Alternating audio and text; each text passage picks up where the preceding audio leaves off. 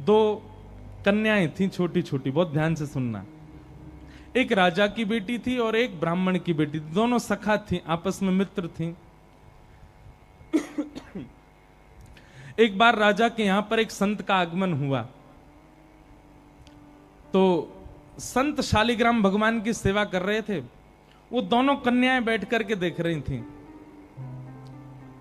दोनों के मन में भाव आया, इस संत जैसे सेवा करते हैं वैसी सेवा हमको भी मिल जाए। तो दोनों संत से कहने लगी, बाबा हमको भी सेवा दे दो, हमको भी ठाकुर जी दे दो। तो संत ने मन में विचार किया, छोटी छोटी कन्याएं, ये क्या जाने असली नकली क्या होता है। उन्होंने शालिग्राम जैसे दिखने वाले चिपटे 2 पत्थर लिए और दोनों कन्याओं को दे दिए। दोनों कन्याएं बड़ी प्रसन्न हो गईं, बोले वाह हमको ठाकुर जी मिल गए। दोनों ने गुरुजी से पूछा, गुरुजी इनका नाम क्या रखें? तो गुरुदेव ने कहा, तुमको जो प्रिय लगे वो नाम रखो इनका। तो कन्याएं जो वो बड़े चिकने से पत्थर थे, तो एक आध बार हाथ से फिसल गए। तो एक कन्या ने कहा, बोले इनका नाम रखते हैं सिलपिल्ले भगवान। कौन से भगवान? और दोनों ने अपने ठाकुर जी का नाम रख दिया सिलपिल्ले। ये कोई ऐसी कथा नहीं, भक्तमाल जी में कथा है ये। तो सिलपिल्ले भगवान, दोनों कन्याओं के सिलपिल्ले भगवान हो गए। अब दोनों कन्याओं के साथ में कैसी घटना घटी?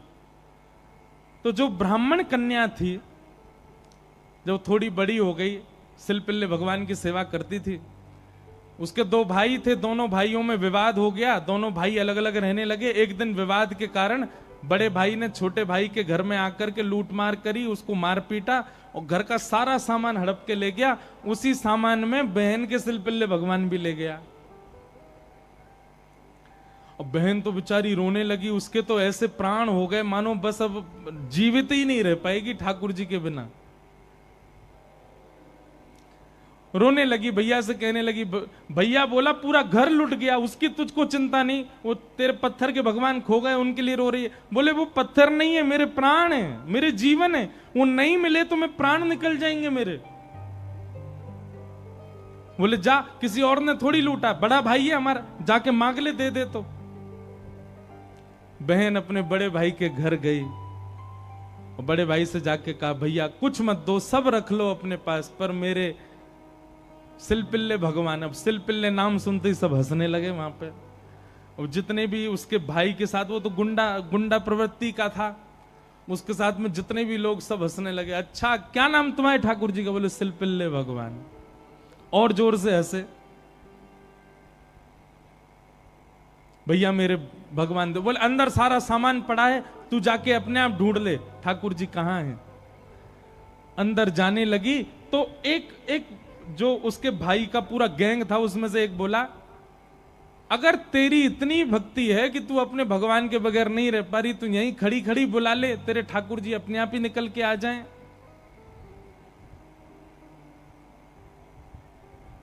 ये बात उसके प्रेम पर मानो प्रश्न चिन्ह लग गया।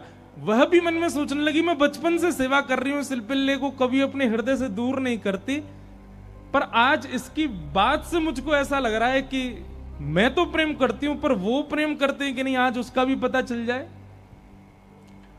और बाहर खड़े खड़े करुण क्रंदन करते हुए, भाव निमग्न होते हुए, नेत्रों से अविरल अश्रुधार गिर रही है। हां नाथ, हां मेरे सिलपिल्ले नाथ, मेरे पास आ जाओ।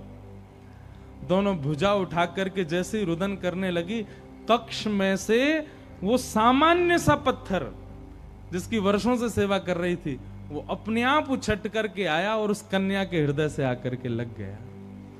बोलो सिलपिल्ले भगवान की। और महाराज ये देख करके भाई और उसका जो पूरा गैंग था, वो सब आश्चर्यचकित हो गए। परिणाम यह हुआ कि सब लोगों ने अपनी सब सामग्री जो उसके भाई की लूट ली थी, सब इकट्ठी करके दे आए। बोले भैया हम तो ऐसे ही समझते थे, पर आज वास्तव में हमने भक्ति का दर्शन किया। अब राजकन्या जो थी, उसके सिलपिल्ले भगवान, उनके साथ कैसी घटना घटी? कन्या का विवाह हुआ और जिस पुरुष के साथ में विवाह हुआ वो किसी भी रूप से भक्त नहीं था, ना वो भक्त था ना उसका परिवार भक्त था। कन्या ने विवाह के लिए मना तो किया पर माता पिता नहीं माने, विवाह कर दिया।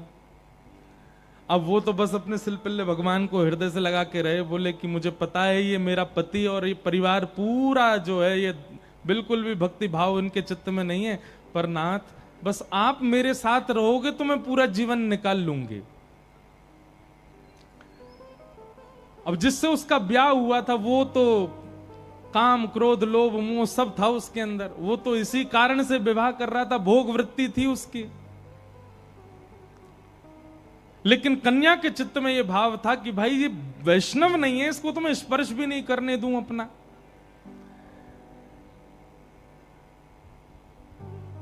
रात्रि में चर्चा कर रहा था पत्नी से, बातें करने लगा, बातें करते करते और उसने कहा ये क्या है तुम्हारे हाथ में? बोले ये मेरे भगवान है, सिलपिल्ले भगवान। सिलपिल्ले नाम सुनते ही इतना हंसा, हंसते हंसते बिस्तर से गिर गया। बोले कौन है? सिलपिल्ले भगवान। बोले आप हंसिए मत, ये मेरे ठाकुर जी हैं, मैं बचपन से इनकी सेवा करती हूं। अच्छा ठीक है, रखो इनको अपने पास। लेकिन वो उनको दूर करना चाह रहा था, बार बार लेकर के हटाना चाह रहा था। और वो राजकन्या कस के पकड़े, बोले नहीं आप इनको मुझसे दूर मत करो, ये मेरे प्राण है, ये अगर दूर हुए तो मैं प्राण त्याग दूंगी। 1 दिन 2 दिन 4-5 दिन बीत गए, लेकिन वो ऐसे ही रहे, सिलपिल्ले भगवान को हृदय से लगा के रहे। उसका यही था कि मैं पूरा जीवन इनके साथ नहीं रह सकती, पर आप रहोगे तो मैं रह लूंगी। एक दिन उस राजकुमार को क्रोध आया और उसने जब हट पूर्वक हाथ हटाए और वो सिलपिल्ले भगवान को खींच करके और बाहर एक सरोवर था, सरोवर में फेंक दिया। जैसे ही सरोवर में फेंका वो राजकन्या वहीं मूर्छित होकर गिर पड़ी। पूरा परिवार इकट्ठा हो गया, सब लोग सोचने लगे, बोले अरे ये क्या हो गया, इसके कहीं प्राण ना निकल जाएं, पूरे गांव में हमारी निंदा होगी, इसके पिताजी बहुत बड़े राजा हैं, हमको कारागृह में डाल देंगे। क्या किया तूने? बोले कुछ नहीं, पत्थर लगाए, बैठी रहती थी, मैंने फेंक दिया तो नाटक कर रही है मूर्छा की। खूब प्रयास किया लेकिन होश में नहीं आई। जैसे तैसे होश में आई, वैद्य के बुलाने के बाद उठते ही मेरे सिलपिल्ले कहां हैं, मेरे सिलपिल्ले कहां हैं। गोताखोरों ने जाकर के पूरा सरोवर ढूंढ लिया लेकिन ठाकुर जी नहीं मिले। अंत तो गत्वा वही सरोवर के किनारे आकर के बैठ गई और रुदन करते हुए बोली, हे मेरे सिलपिल्ले नाथ, यदि मैंने वास्तव में बाल्यकाल से आपको अपना प्रियतम मान करके भजा हो, आपकी निष्ठा से सेवा की हो, तो आप कृपा करके मेरे पास आ जाना। और यदि आप मेरे पास नहीं आए तो मैं एक क्षण और चिंतन नहीं करूंगी, तुरंत अपने प्राणों का परित्याग कर दूंगी। उसका पूरा परिवार खड़े होकर के देख रहा था। जैसे ही उसने कहा कि हे नाथ, यदि आप नहीं आए तो मैं प्राण त्याग दूंगी, ये बात कहते ही हाँ नाथ, हाँ नाथ, हाँ नाथ करुण क्रंदन करने लगी। तुरंत सरोवर में से अपने आप सिलपिल्ले भगवान निकल करके आए और उसकी छाती से आकर के लग गए। और ये दृश्य देख करके परिवार पूरा जो था वो तो नतमस्तक हो गया और उस कन्या को वापस उसके घर ही छोड़ आए। बोले भैया ये इतनी ऊंची श्रेणी नहीं है हमारी कि हम इसके साथ रहें, हमसे अपराध बनेगा यदि हम इनको अपने पास रखेंगे तो। ये तो हमारी कोई गुरु स्वरूपा है। प्रीति, अरे सामान्य से पत्थर को उन्होंने भगवान मान लिया और ठाकुर जी उसमें भाव। जरूरी नहीं है कि धातु प्रधान होता है, जरूरी नहीं है कि कोई वस्तु विशेष। ये बात आप बहुत ध्यान से सुनिएगा। कई लोग भेद मानते हैं, अपने लड्डू गोपाल को सामान्य समझते हैं, वृंदावन बिहारी लाल को विशेष समझते हैं। उनको लगता है मंदिर में जो बिहारी जी बैठे हैं ये विशेष हैं, हमारे संग जो डलिया में डोल रहे हैं ये इतने विशेष नहीं है। क्यों?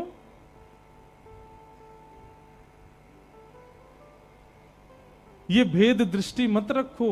वो बिहारी जी जितने श्रेष्ठ हैं उतने ही श्रेष्ठ आपके ठाकुर जी हैं। ये विश्वास प्रगाढ़ रखो अपने ठाकुर जी के प्रति, ये भाव प्रगाढ़ रखो। तो भैया संसार में हर वो वस्तु चली जाएगी आपसे दूर जिसको आप स्नेह भरी दृष्टि से देख लोगे। इसलिए स्नेह भरी दृष्टि से देखना है तो केवल ठाकुर जी को, उनकी लीला को, उनके धाम को, उनके प्रसाद को और उनके जनों को ही देखो। और या फिर जिससे स्नेह हो रहा हो, चाहे वो पुत्र हो, पुत्री हो, माता हो, पिता हो, मित्र हो, यार हो, कोई भी हो, उसको भगवत भक्त बनाओ। क्योंकि भगवत भक्त बनने के बाद उससे स्नेह हो तो भी वो स्थिर तो रहेगा। आप वैष्णव हैं और वो संसारी है, तो कोई भी संबंध क्यों ना हो स्थिर नहीं रहेगा, जाएगा। चला चलेति संसारे धर्म एको ही निश्चल। तो लक्ष्मी की बात हो रही है। लक्ष्मी ही रुक्मिणी जी के रूप में आई और उनका विवाह भगवान श्री कृष्ण के साथ हुआ। आगे भागवत जी